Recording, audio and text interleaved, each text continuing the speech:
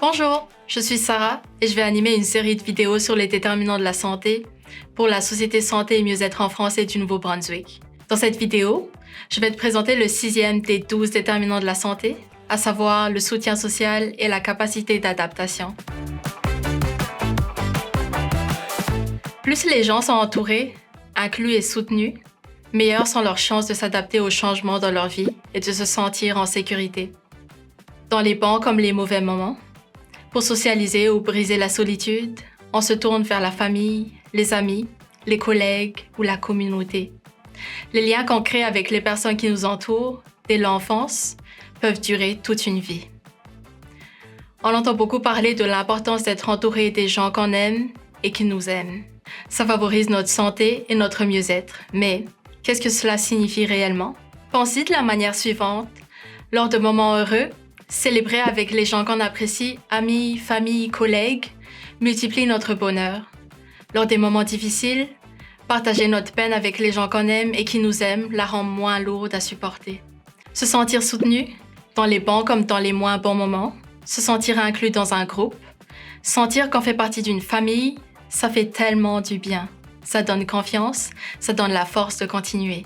Pour mettre tout cela en perspective, permets-moi de te raconter l'histoire de Juan et Lucia. Juan et Lucia viennent de déménager dans une nouvelle ville. Ils se retrouvent seuls, sans amis, sans famille proche. Ils sont heureux de vivre dans cette ville et ont hâte de se faire de nouveaux amis. Ça commence bien, car leurs voisins ont l'air sympathiques. Ils les ont accueillis en leur offrant un fricot au poulet et une tarte aux pommes. Peu de temps après leur arrivée, Lucia et Juan découvrent le centre communautaire du coin. La directrice du centre les oriente vers une organisation qui propose des services tels que des cours de langue, une aide à la recherche d'emploi et des activités culturelles. Juan et Lucia commencent à apprendre le français. Un jour, une intervenante vient offrir une session portant sur la santé mentale. D'abord surpris d'avoir l'information sur ce sujet, Juan et Lucia se rendent vite compte que, même si tout se passe relativement bien, il y a beaucoup de stress associé avec leur déménagement. La paperasse, l'apprentissage d'une nouvelle langue, la recherche d'emploi, le défi de s'alimenter avec de nouveaux aliments, etc. Tout cela entraîne des inquiétudes qui nuisent à leur sommeil et diminuent leur patience.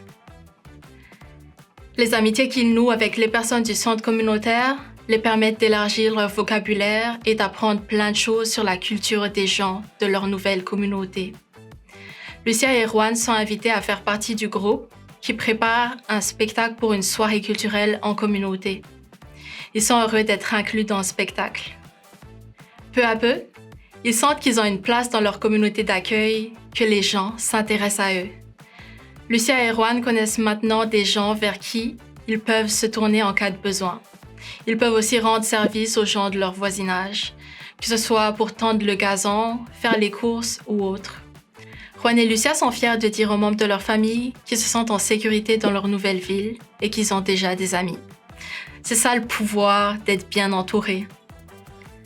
L'histoire de Lucia et Juan illustre les impacts du soutien social sur les capacités d'adaptation, le sentiment d'appartenance et la santé.